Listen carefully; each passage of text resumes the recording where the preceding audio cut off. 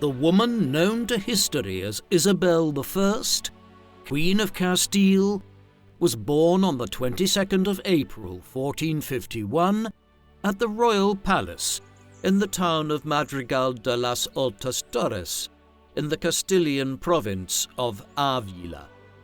Her father was Juan II, King of Castile and Leon, and her mother was Isabella of Portugal, and Isabel was their first child together. At her baptism at the Church of San Nicolas, when she was just a few days old, she was proclaimed the Infanta Isabel, although she would be known in English as Isabella. This title of Infanta was a significant one for a Spanish princess. Usually, a royal daughter was known as an Infanta, a gendered term which acknowledged that while she was a princess, she was not a potential heir to the crown. The choice to give Isabel the title of Infanta likely lay with the dynastic situation in Castile. At the time of Isabel's birth, Juan II already had a son and heir, the 26-year-old Enrique, the only surviving child of Juan II's first wife, Maria of Aragon. By the time of his sister's birth, Enrique had been married for 11 years to Blanche II of Navarre, but they had no children. Isabel's investiture with the title of Infanta, which could refer to either a male or female child, signalled that she was not just a royal princess, but a potential heir to the throne of Castile.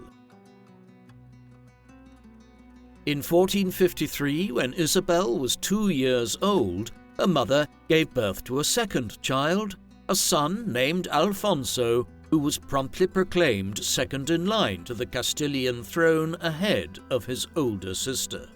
A year after Alfonso's birth, Juan II died, leaving his elder son to reign as Enrique IV, King of Castile. After her husband's death, the Dowager Queen Isabel took her 2 children to live at the royal residence in Arévalo, where her late husband had granted her substantial lands and rents. Her stepson, the new King of Castile, soon paid them a visit to instruct the Dowager Queen in the new status quo. Isabel would be permitted to keep custody of her children as long as she maintained her widowhood and virtue. Should she marry again, he informed her, Isabel and Alfonso would be removed from her care and given into the king's charge. Isabel's early childhood in Arévalo has traditionally been described as one of straitened financial circumstances. Historical accounts up until the early 20th century claimed that King Enrique did not provide for his stepmother and younger siblings in accordance with the dictates of his father's will. More recent historians have theorized that reports of relative poverty in Isabel's childhood were significantly exaggerated by contemporary chroniclers. This does not necessarily mean that the reports of Enrique withholding funds from the inheritance of his stepmother and her children were false. Their household may not have been accorded the level of opulence one would expect for a royal family, but historians today doubt that they were kept in any real state of want as far as food, clothing, books, or other household necessities were concerned. Their freedom of movement was nonetheless significantly restricted, and Enrique would remain continually alert to any excuse he might seize upon to remove Isabel and Alfonso from their mother's care. Young Isabel's childhood in Arévalo likely contributed much to the formation of her character and personality. One chronicler noted that her mother, the Dowager Queen, was often sad and anxious, frequently given to shutting herself away in the darkness of her bedchamber. These descriptions suggest that Isabel of Portugal suffered from depression. When the family moved to Arévalo after the death of Juan II, the Dowager Queen's mother came to live with them. Isabel's grandmother, Isabel of Barcelos, was a strong, opinionated and intelligent role model for her grandchildren. She promptly took charge of her daughter's household and helped organize her grandchildren's early education. As the daughter of the Duke of Braganza, an illegitimate son of King João I of Portugal, she almost certainly knew a thing or two about clearing pathways to power, especially for unlikely candidates. In fact, chroniclers record that Juan II had invited his mother-in-law to sit in on royal council meetings. While it is unclear whether she was permitted to contribute openly, Juan almost certainly invited her to attend so that he could ask her opinion on political matters, even if only in private. Young Isabel seems to have benefited a great deal from her grandmother's strong presence. She loved and revered her mother, but given the Dowager Queen's mental health challenges and tendency to isolate herself from her household, Isabel may have more often taken comfort in her grandmother, who remained at the side of her daughter and grandchildren until her death in 1465. In her adult years as Queen of Castile, Isabel continued to seek, appreciate and value the company, counsel and wisdom of older women. Isabel's early education, and her brother Alfonso's as well, was organized by their mother and grandmother. The Dowager Queen's household steward, the politician Gonzalo Chacon, and his wife Clara Alvarez, who was Isabel's aya or nurse governess, played significant roles educating and raising her as well.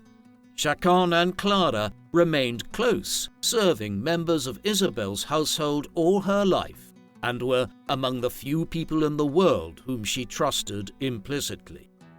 During their childhood in Arévalo, Isabel and her brother were taught to read and write and were given religious instruction. Both would later also study history and arithmetic with tutors at the court of their brother Enrique IV in Segovia, to which both Isabel and Alfonso were moved when they were just 10 and 8 years old, respectively.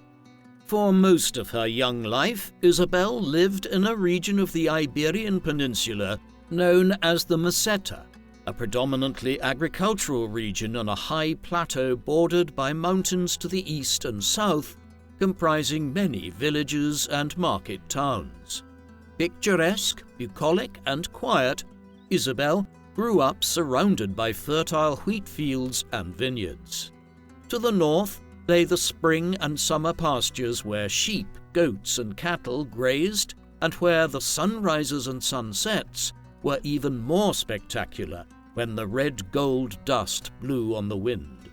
Unfortunately, she would come to learn her beautiful country and its ordinary people were at the mercy of lawlessness and factional fighting between nobles as a result of weak central governance. Enrique IV was a deeply unpopular king amongst the Grandes, the Castilian nobility. 15th century Castilian nobles and clergy were divided on many issues, but virtually all were united in the belief that it was the sacred duty of the monarch to both rule justly and, more importantly, to pursue a crusade against the Muslims in Spain to restore Catholicism as the region's sole religion. Enrique IV seemed to disappoint the Grandes on every front. Rather than taking a strong, active approach to local law enforcement and the preservation of regional peace, Enrique simply delegated local authority along with lands, rents, and incomes to the nobles most opposed to him in a bid to buy their loyalty or appease their dissatisfaction with his regime. He did little to curb the infighting between nobles who continued to compete over territory, while ordinary working people were exploited by corrupt officials and elites. Contemporary writers reported frequent incidences of robbery and sexual assault committed with impunity against the citizenry, due to the lack of organized local law enforcement. Further, Enrique seemed uninterested in pursuing an earnest Catholic crusade against Muslim-ruled Spain, making him even more unpopular.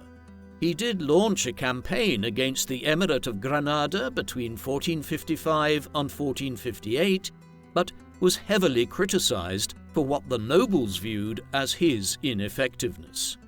Enrique's campaign encompassed a few skirmishes with Granadan forces, but assiduously avoided large battles or offensives.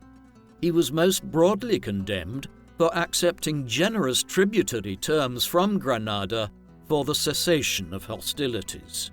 But even beyond these perceived failings, Enrique was even more despised for his unconventional personal life. His marriage to Blanche II of Navarre was annulled in 1453. Both Enrique and Blanche submitted that their marriage had never been consummated, which it may well not have been, seeing as it produced no children in 13 years. Less than a year after the death of his father, Enrique married Princess Juana of Portugal. 6 years later, in 1462, Juana gave birth to a daughter, also named Juana, whom Enrique promptly proclaimed heir to the throne of Castile. When it came time for his queen's confinement in the late fall and winter of 1461, Enrique commanded that Isabel and Alfonso be brought to live at his court in Segovia to complete their educations, he said. Presumably, now that he was about to have an heir of his own, he wanted the other two infantas under his control as well. Alfonso was placed with a tutor and governor, and Isabel was initially placed in Queen Juana's household, where she attended the queen during her confinement and labor, and even became godmother to her niece, Princess Juana, at her baptism. Just 2 years later, the nobles turned on Enrique once again. A rumor had begun to spread amongst the grandes that Princess Juana had not been fathered by Enrique, but by his favorite and advisor, Beltran de la Cueva, Duke of Albuquerque. A powerful cadre of nobles now demanded that Enrique send away his wife, repudiate 2-year-old Princess Juana, who they scathingly nicknamed La Beltraneje, and declare his younger brother Alfonso heir to the throne, which, surprisingly, Enrique did in 1464. The most insulting of the king's critics referred to him as the impotent, the truth of which will likely never be known. While his 13-year marriage to Blanche of Navarre produced no children and his second marriage did not produce a child for 6 years, it is still possible that Juana was Enrique's daughter. Historians are more inclined to believe that Enrique IV was homosexual rather than impotent, as he showed much less interest in women throughout his life, even in his wives, than he did in the company of male favorites at court. It took Enrique less than a year to repudiate Alfonso as the future king and reinstate Juana as the Castilian heir. It did not help the king's case that his wife, whom he had sent away, gave birth to 2 illegitimate children with her lover Pedro de Castilla between 1465 and 1468. Enrique's reinstatement of Juana sparked a 3-year-long civil war. Numerous Castilian nobles and the towns they controlled declared for Alfonso. They enacted themselves, deposing King Enrique IV in the form of an effigy in a public spectacle which became known as the Farce of Avila, and proclaimed the 11-year-old King of Castile. Throughout all of this upheaval, the teenaged Isabel had quietly observed and learned a great deal from the political situation in her closely guarded royal residence in Segovia. Following Queen Juana's departure, Isabel was granted her own household and income. She lived a fairly sheltered life, restricted to the palace with several ladies-in-waiting as companions, but was kept well informed of Castile's political situation by powerful noble relatives and supporters of her brother's claim. Between the ages of 13 and 17, Isabel spent most of her time at her studies. In addition to her lessons in history, mathematics, grammar, and religion, Isabel also received lessons in music, dance, and embroidery. After attending morning mass, she and her ladies pursued these accomplishments daily.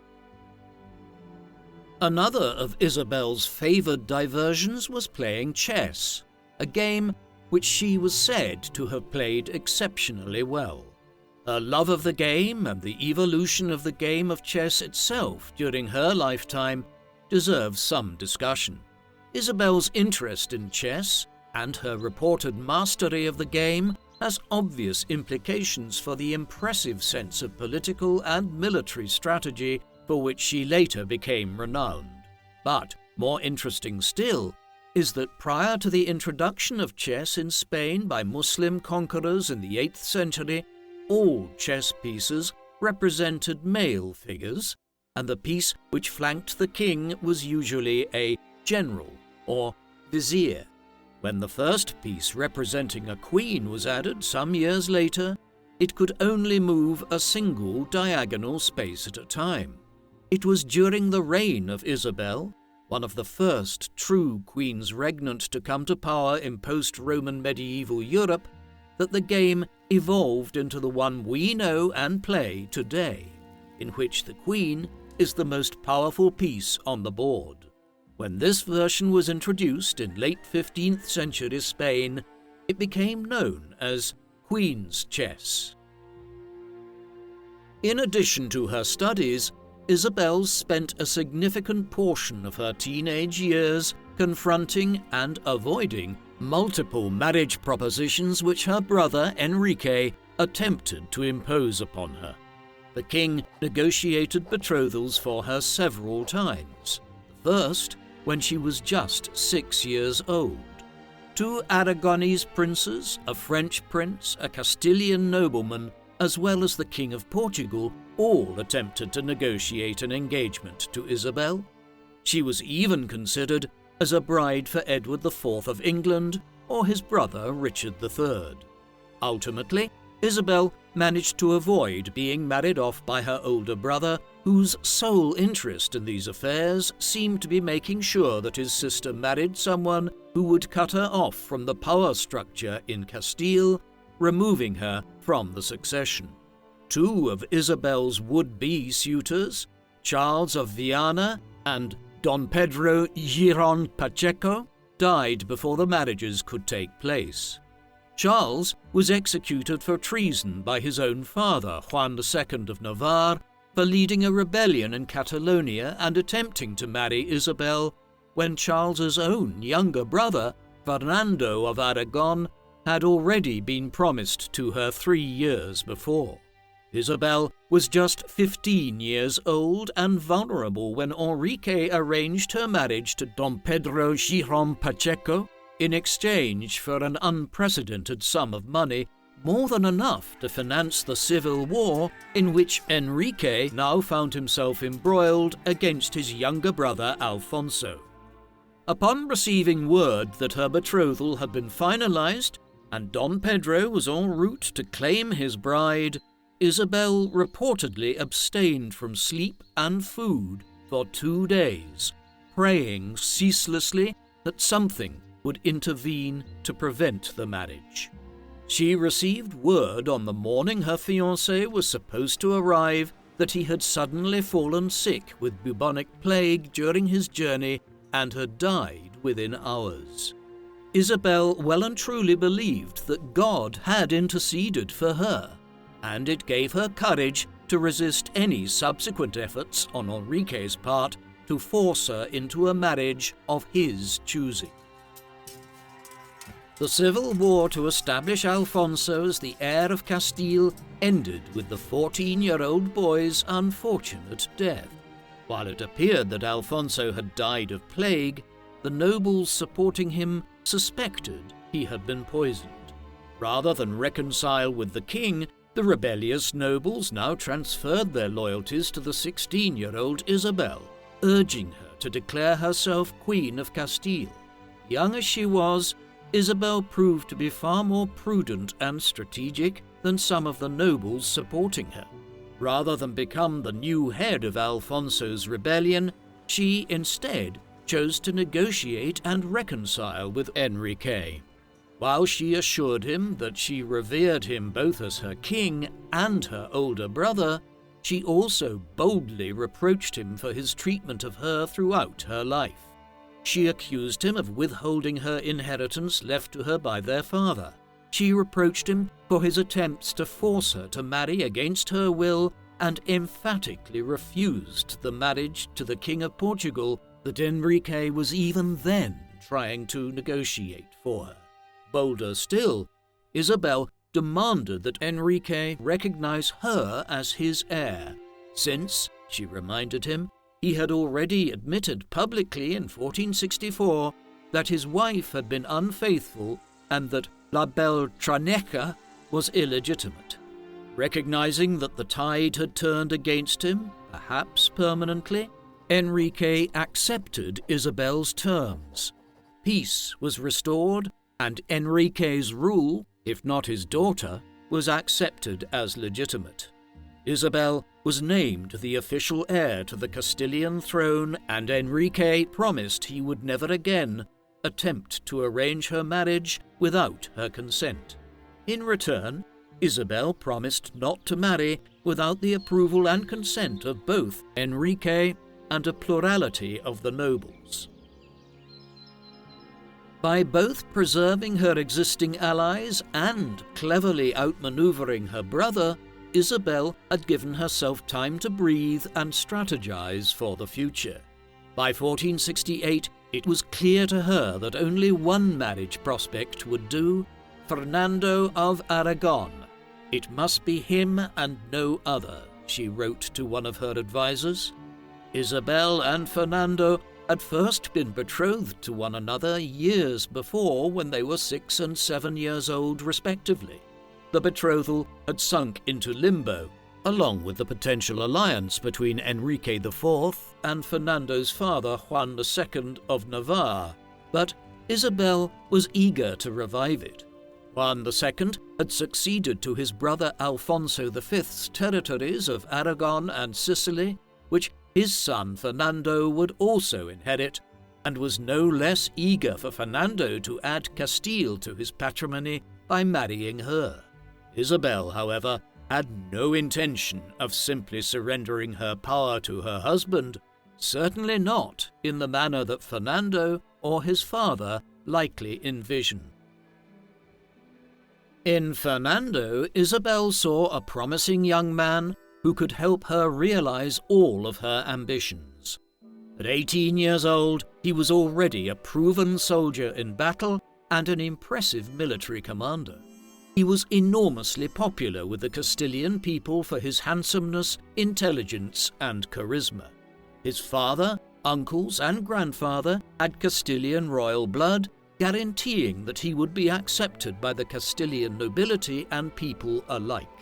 What's more, he could help organize and lead her armies, and, if his reputation with women was to be believed, he could give her many children.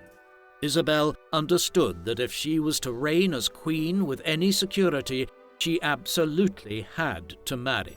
Some European countries, like France and Aragon, had long established Salic laws which expressly prohibited women from inheriting political power in their own right. Castile had no such laws officially, but still no Castilian royal lady had ruled as queen in centuries. In the millennium following the fall of Rome, only 2 women on the entire European continent had ever reigned as true queen regnant: Margaret I of Denmark and Mary, Queen of Hungary and Croatia. Both of these women ruled during the late 14th century, 50 or 60 years before Isabel's birth. While Isabel would not truly be the first, she was certainly among the first women in many centuries to exercise such power in Europe.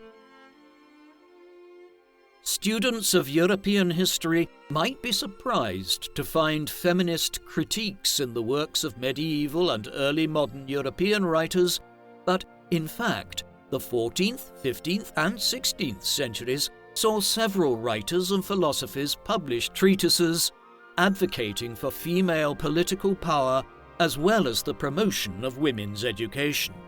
Christine de Pizan, poet, mystic, and one of Europe's first professional female writers, completed her Book of the City of Ladies around 1405, a text which could be found in the libraries of several powerful European royal and noble women by the 1500s.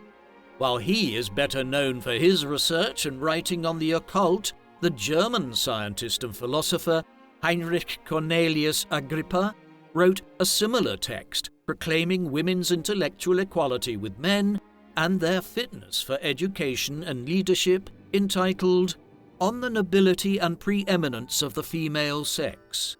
Agrippa dedicated this work to Margaret of Austria, a living and very fitting example of Agrippa's argument. Isabella of Castile was born into a world that was only just beginning to consider the extension of legitimacy to women's power and leadership. Her reign was the beginning of a notable trend towards female rulers in late medieval and early modern Europe. Reigning as queen regnant was a tricky business nonetheless. A medieval queen had to secure the throne with children to succeed her, and the only way to do that was to marry. On the other hand, marriage vows bound women to obey and defer to their husbands in all things, adding complications to the concept of a monarch's right to rule independently.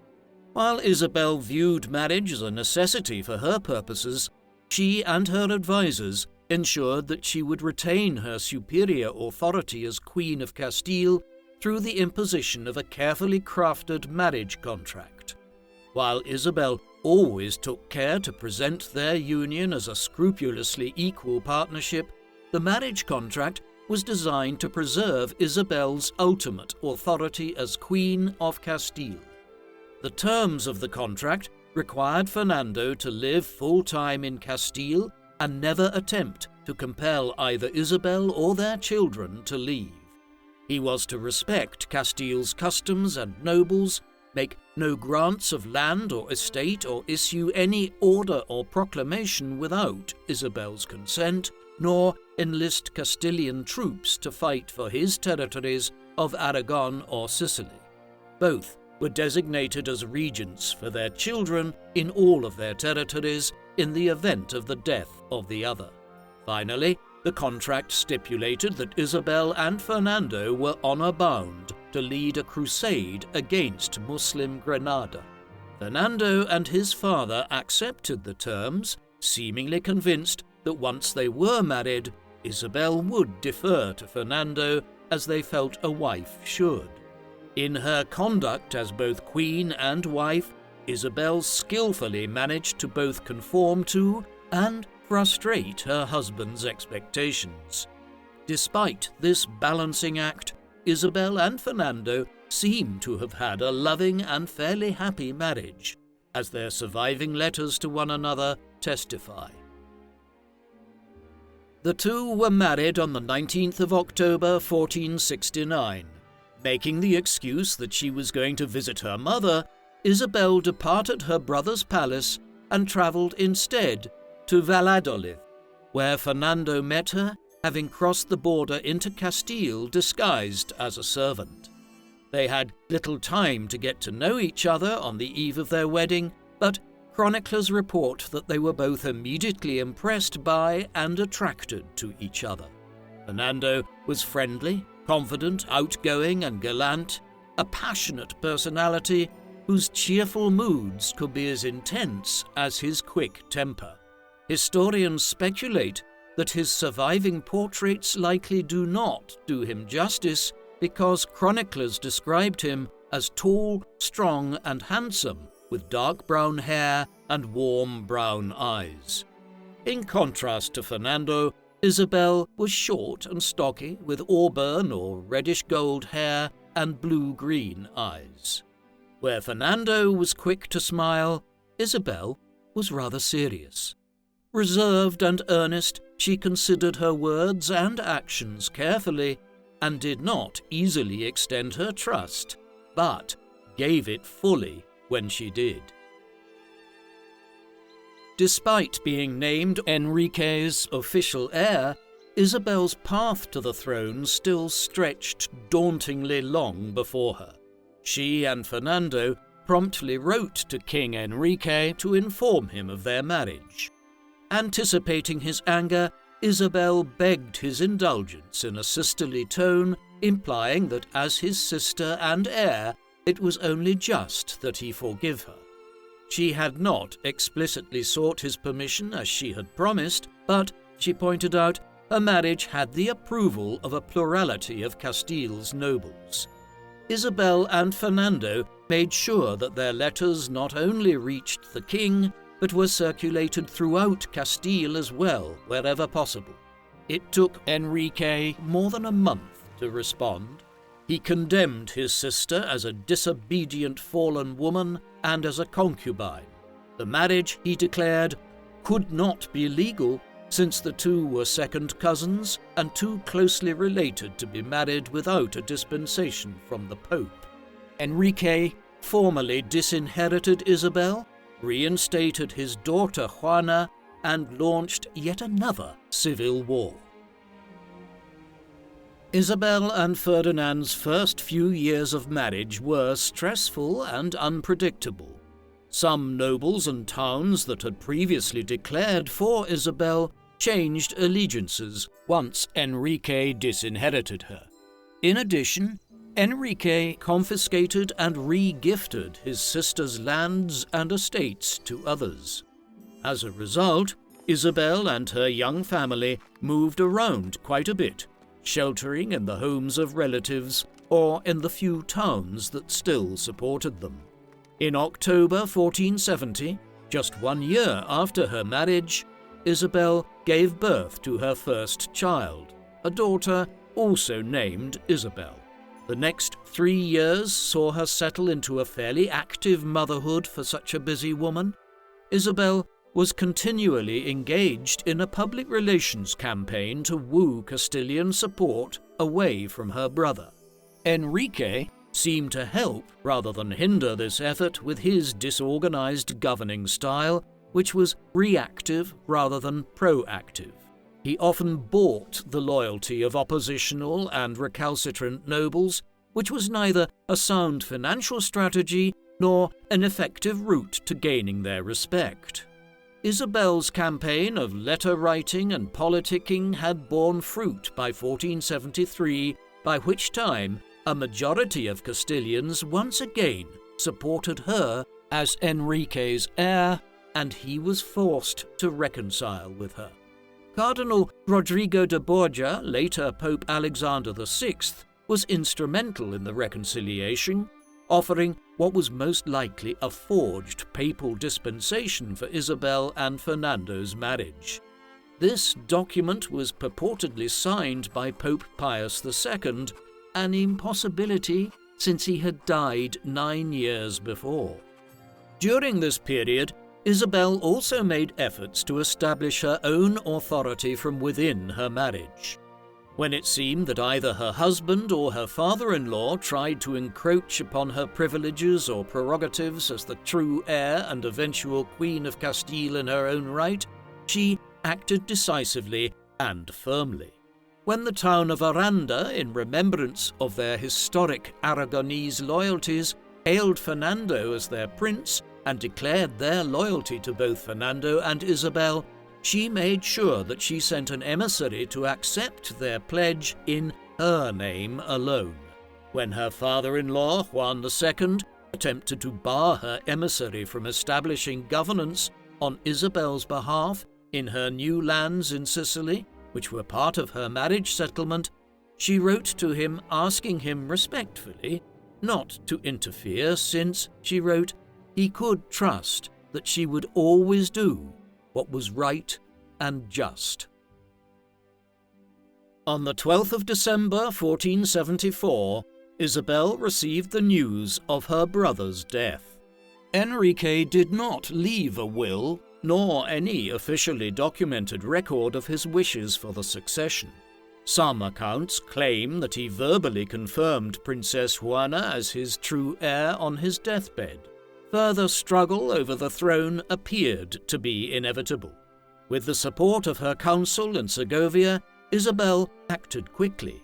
The very next morning, after receiving the news of Enrique's death, Isabel attended Mass in Segovia's church of San Miguel. She entered the church dressed in a plain white gown to symbolize her mourning for her brother.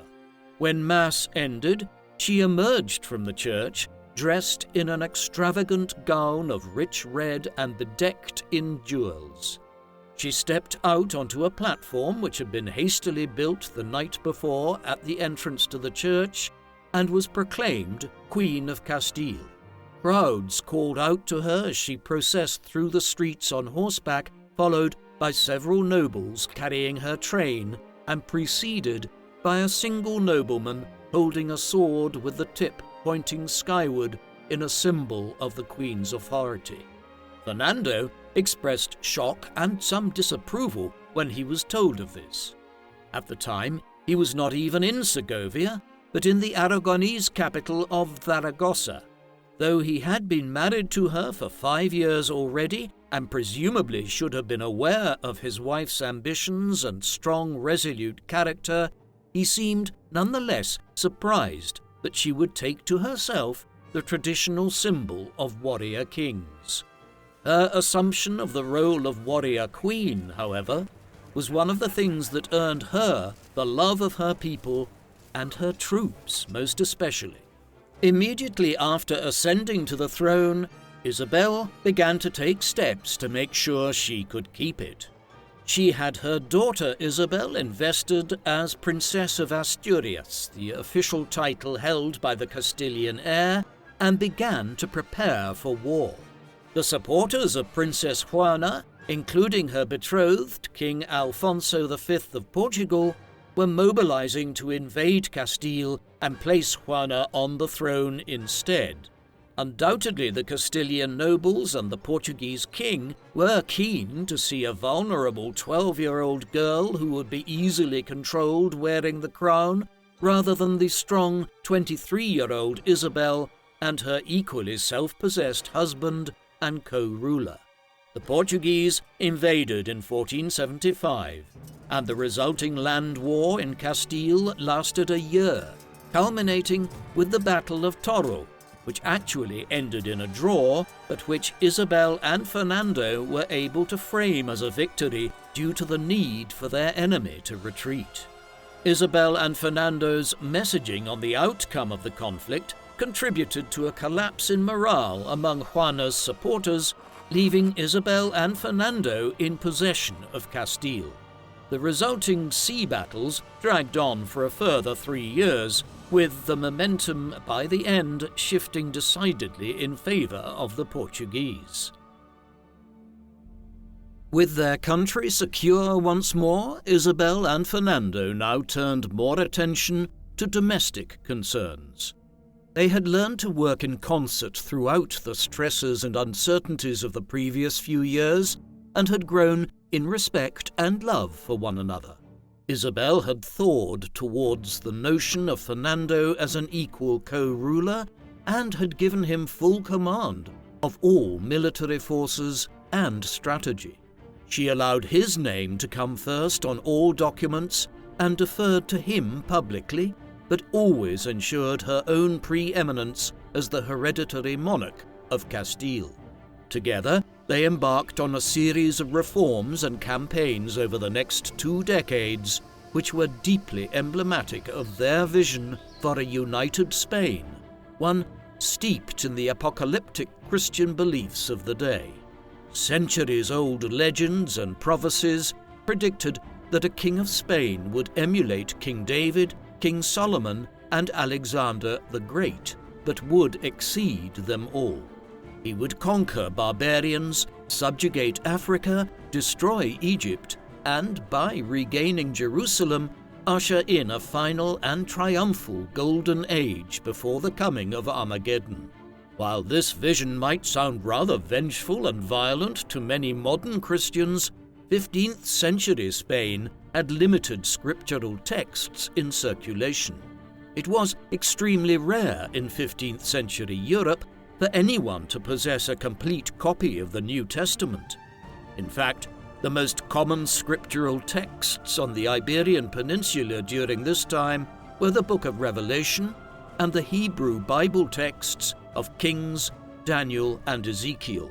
These are all apocalyptic texts, and the virtues of justice and vengeance far more emphasized than those of mercy and love. Every monarch in Europe to launch a crusade during the medieval and early modern period vied with one another to be viewed as the potentially messianic emperor of Europe, whose coming had been prophesied. Virtually all of the reforms that Isabel and Fernando implemented through their reign can be viewed as efforts in pursuit of this millenarian goal. Beginning in 1476, Isabel and Ferdinand launched legal reforms with the establishment of the Hermandades, or police force. Provincial militias, formerly controlled by individual nobles, now came under direct royal control with the power to arrest, punish, and keep the peace. Crime rates plummeted. They also pursued financial reforms, shutting down the numerous mints which Enrique IV had granted as favours, as well as illegal mints producing counterfeit currency. They travelled to southern Spain, to Extremadura and Andalusia, to wrench trade, customs, taxation, and law enforcement back into royal control and subdued the region's powerful nobles, using their greed and feuds to play them off one another and thus bring them to heel. Having made major inroads towards domestic peace, towards centralization and consolidation of Spain's resources, Isabel and Fernando turned their attention to the first stage of their millenarian vision, the Inquisition. In many ways, the first stages of the Inquisition were a grassroots phenomenon. Jews in Spain had always suffered discrimination and oppression. They were heavily taxed and legally regulated in ways that Christian citizens were not, and anti-Semitism was extremely common among the Christian populace. Local officials and clergy increasingly petitioned and complained of what they called Judaizers, those who clung to their Jewish customs and encouraged others to do so while professing their Christian conversion. The Inquisition began as a commission to investigate and instruct conversos, or Jews who had converted to Christianity, in proper religious observance. This sparked outrage, and many Jews and conversos fled to noble enclaves for protection. By 1478, Isabel and Fernando had established the beginning of the infamous system of inquisitors, secret informants, torture, and execution by burning at the stake. The choices for Jews were either to leave Spain, convert, and be reconciled to Christianity, or face execution. A key part of the millenarian vision for the Christian apocalypse was the destruction of the Jews. One of the Queen's chroniclers, Fernando del Pulgar, estimated that by the end of the 1480s, approximately 2,000 conversos had been condemned to death and a further 15,000 reconciled, a process which involved a public penitent walk and self-flagellation before an often verbally and physically abusive crowd of citizens. By the early 16th century, nearly 40,000 Jews who refused conversion had been driven out of Spain. This constituted a painful break with history. There had been Spanish Jews for centuries. They, along with the Muslim population, had contributed enormously to scholarship, intellectualism, medicine, trade, law, art, and architecture. Most of the officials at Isabel and Fernando's court were educated conversos. Isabel's own father's confessor was a converso. Both Fernando and Isabel themselves had Jewish ancestry. Isabel admitted that her actions had devastated the Castilian economy. As Jewish families fled Spain with their property and wealth, the annual revenues of Seville alone declined by a third. The wealth confiscated throughout the years of the Inquisition, however, brought the crown revenues in excess of 50 million maravedis. In June of 1478, Isabel gave birth to her second child, a son named Juan, who was proclaimed Prince of Asturias. The birth of a male heir bolstered Isabel's rule, and within a year, she and Fernando had negotiated an end to the war with Portugal. All of the reforms they had initiated during the previous few years now seemed to have been crowned by God's favor with the birth of a son and heir, signifying to them that even greater victories were surely on the horizon. Just 1 year later, in November of 1479, Isabel gave birth to a second daughter, Juana. By 1482, Isabel and Fernando were ready to launch the war against Muslim-held Spain, which represented the next stage in prophecy fulfillment, the eradication of Muslim rule in Europe. At the time, the Ottoman Turks had already made major inroads into the Baltic region of Europe, lending a sense of urgency to Christian crusaders. By 1483, papal bulls of crusade were being printed and distributed across Spain.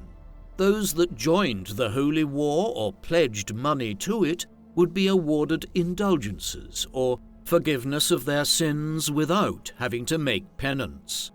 By 1485, Isabel had ordered conscription of all nobles, clergy, and local officials, including converted Jews and Muslims.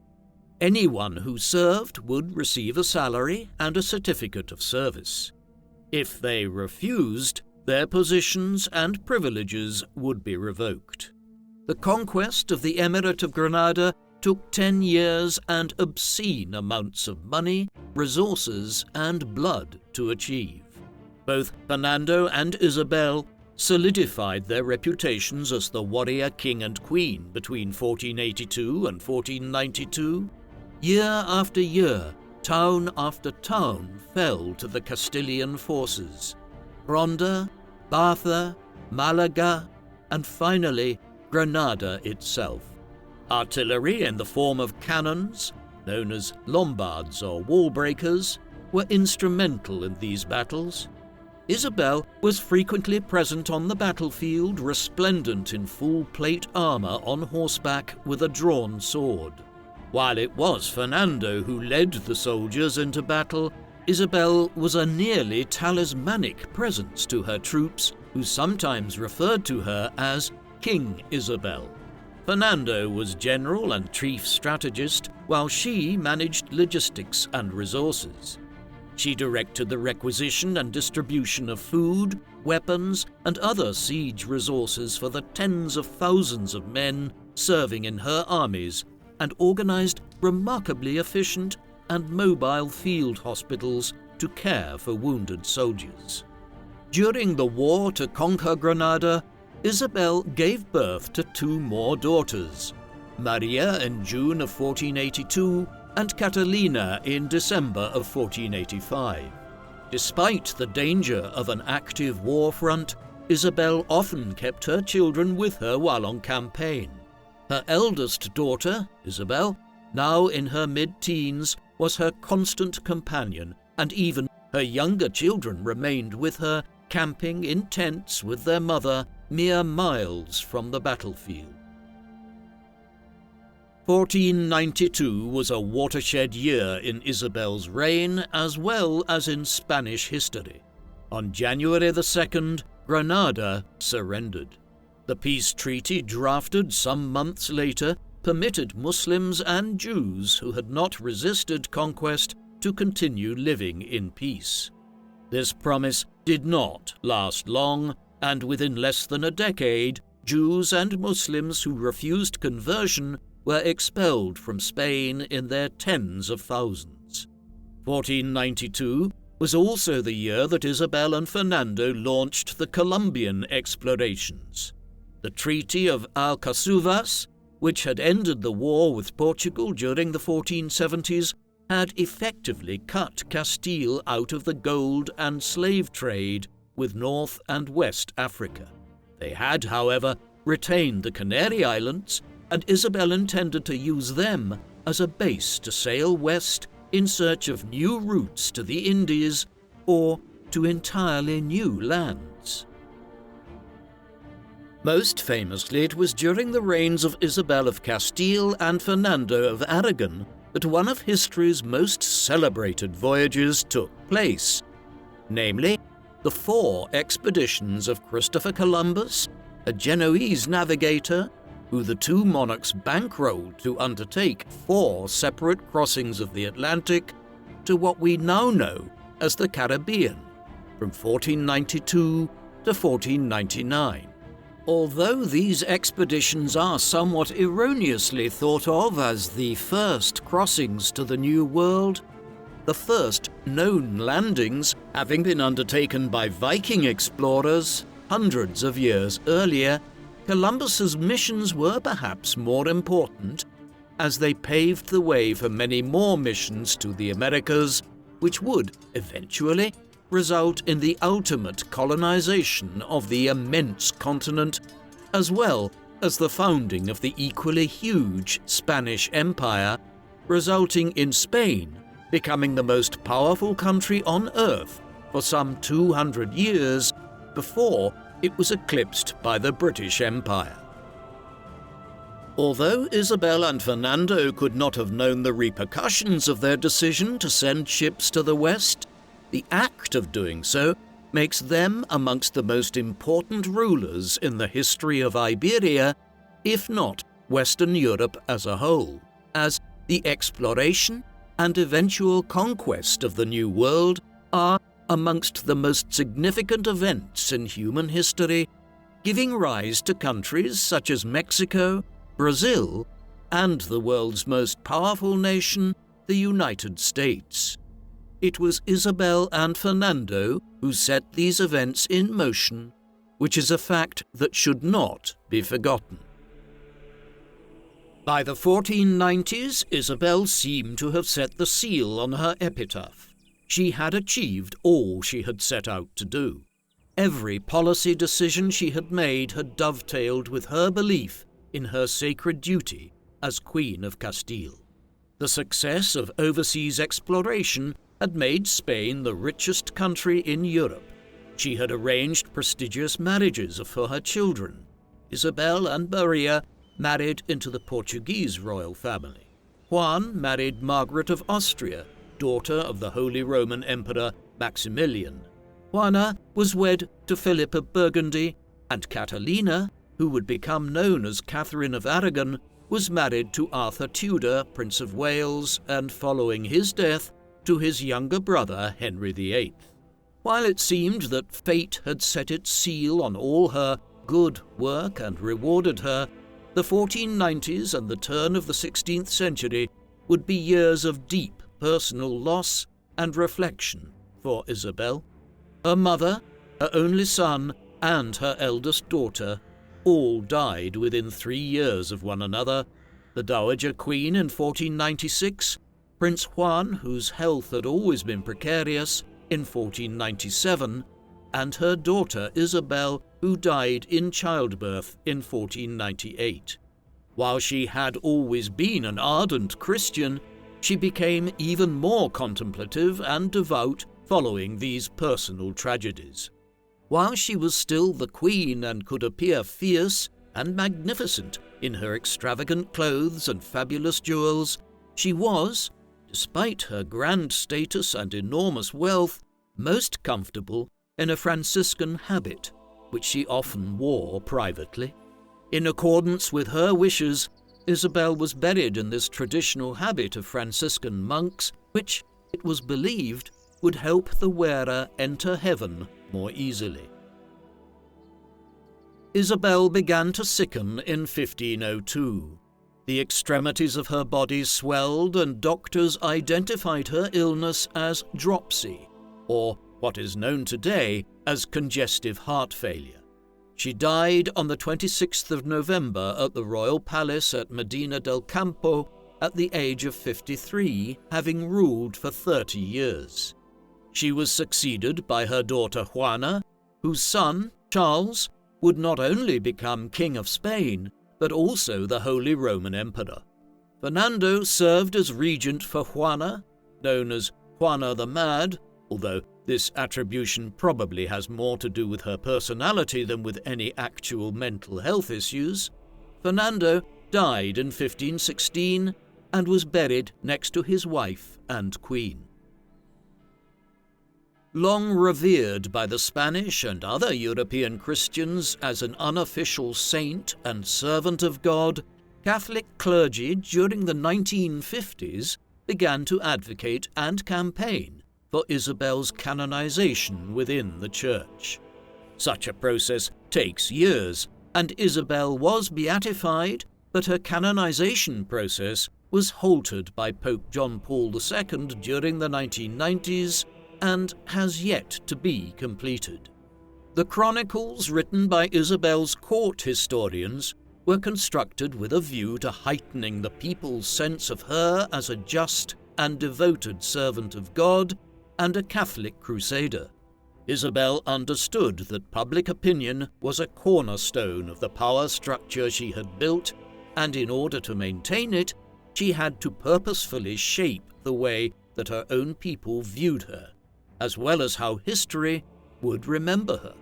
Unfortunately, these efforts were a bit too effective, and the highly biased historical accounts which have come down to us from Isabel's court historians have helped to largely obscure our view of the woman behind the Queen, despite the fact that she was one of the most significant women in the history of the Western world. Most traditional historiography prior to the 20th century has treated Isabel of Castile rather romantically as the famously pious warrior queen.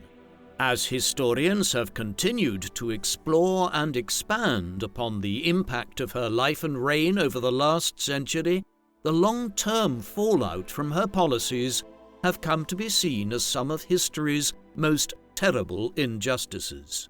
As a result of Isabel's zeal and pursuit of a fully Catholic Spain, reclaimed from 700 years of Islamic rule and religious plurality, she would institute the Inquisition and expel from Spain all Jews and Muslims who refused conversion.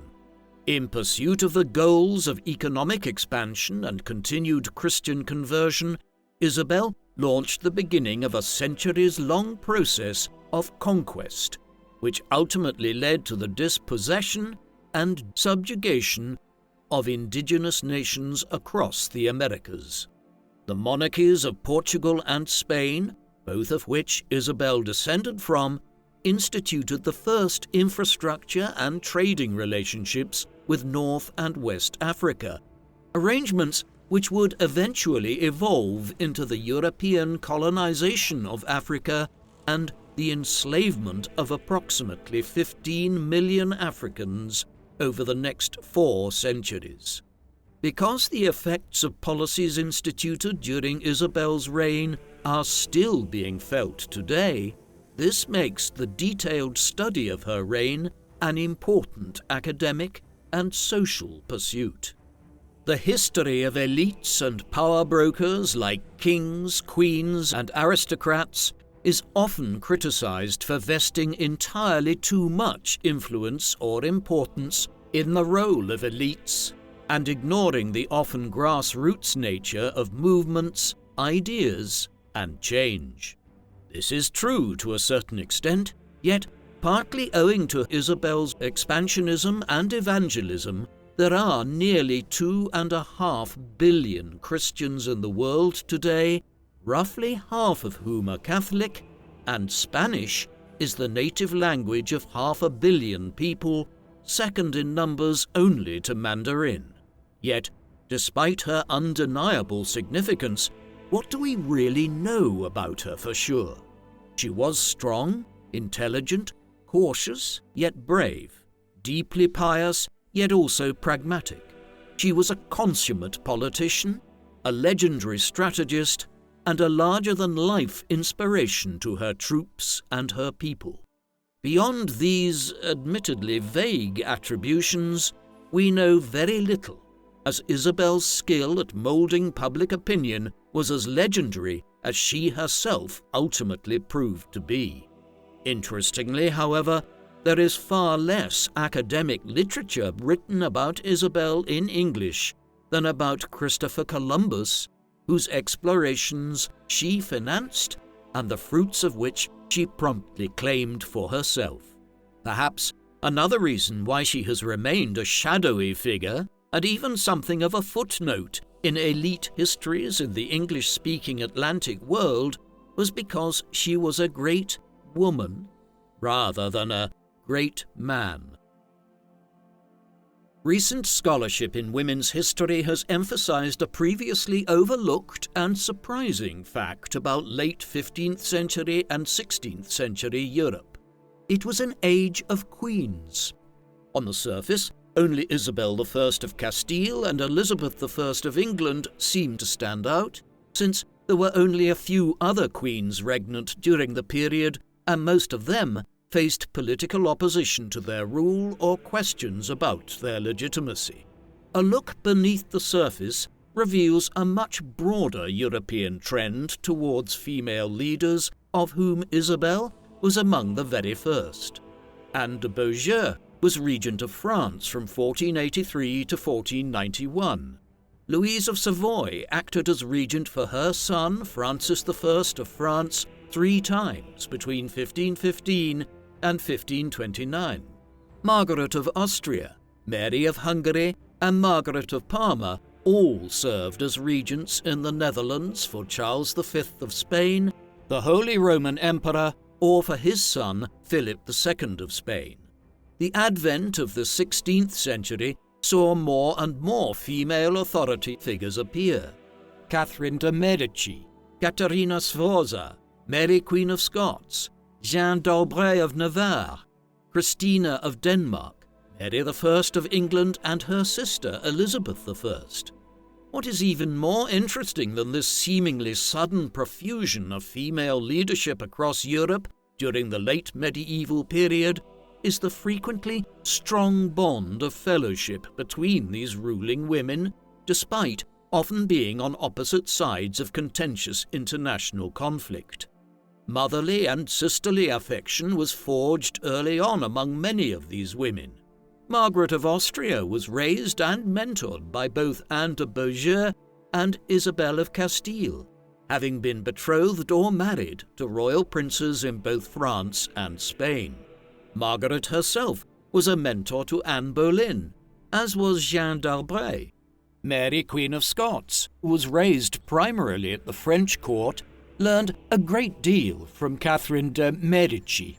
Catherine of Aragon, daughter of Isabel and former sister-in-law to Margaret of Austria, maintained a concerned and loving secret correspondence with another sister-in-law of hers, Margaret Tudor, Queen and Regent of Scotland, despite the fact they stood on opposite sides of a savage war with England.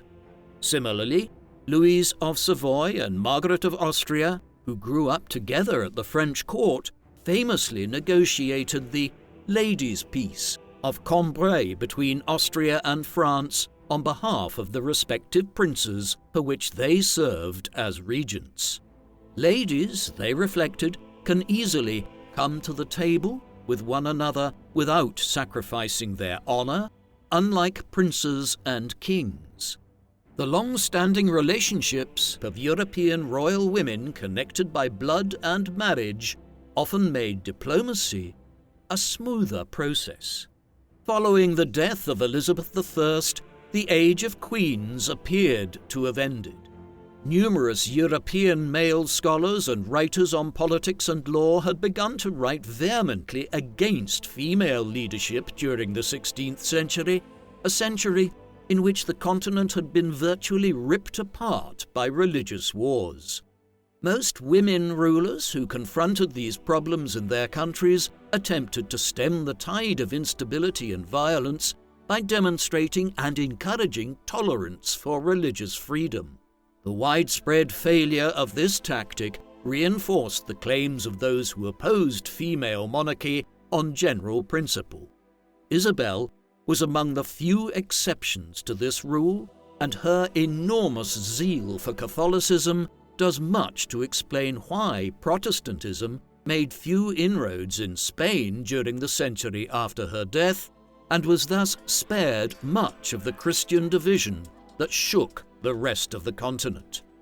After the death of Elizabeth I, Europe saw only 4 queens regnant over the next 3.5 centuries. Queen Anne of England, Maria Theresa of Austria, Catherine the Great of Russia, and Queen Victoria of Great Britain. Not until the mid-20th century would female authority figures begin to proliferate once again and begin to exercise power to a degree approaching that of the late 15th and 16th centuries. Isabel of Castile is, without a doubt, one of the most important and consequential women in the whole of human history. Without her, it is, perhaps, doubtful that peaceful union between Castile and Aragon would have happened when it did. The bedrock of this union was Isabel's determination to solidify her rule through a strong marriage alliance with Fernando II of Aragon, and in achieving this, she successfully ensured that no kingdom in the Iberian Peninsula could challenge the combined might of the 2 unified kingdoms, which, under the reigns of her descendants, would be reborn as the Kingdom of Spain. There are, arguably, as with most historical figures, darker sides to her legacy, namely the instigation of the Spanish Inquisition, the purging of non-Catholics from her realm, and the unforeseen consequences of Spanish rule in the New World, the exploration of which Isabella and Fernando played a pivotal role in instigating. The Spanish colonization and conquest of the Americas would see entire civilizations virtually destroyed through both warfare and disease. However, many of these events could not have been foreseen by Isabel, and if we are to judge her life from a morally neutral point of view, she is a queen whose reign is virtually without parallel in terms of its impact on human civilization, and it could be argued that she should be remembered as perhaps Europe's first great queen.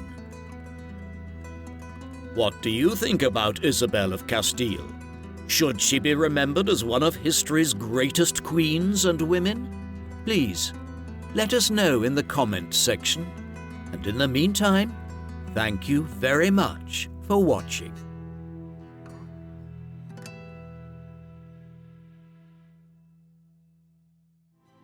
Thank you for watching People Profiles documentaries. Please subscribe if you haven't already, and don't forget to hit the bell icon to get notifications so you never miss an upload. If you would like to watch our videos with no adverts of any kind, listen to audio podcast versions of our videos, discuss history with other People Profiles fans, and much, much more, go to peopleprofiles.com and become a member for as little as $2 per month. Members can also receive discounted merchandise, behind-the-scenes material, and a credit in our videos, along with much more. So, please support us in our work in return for exclusive offers at peopleprofiles.com via the link in the video description. Thank you very much for watching.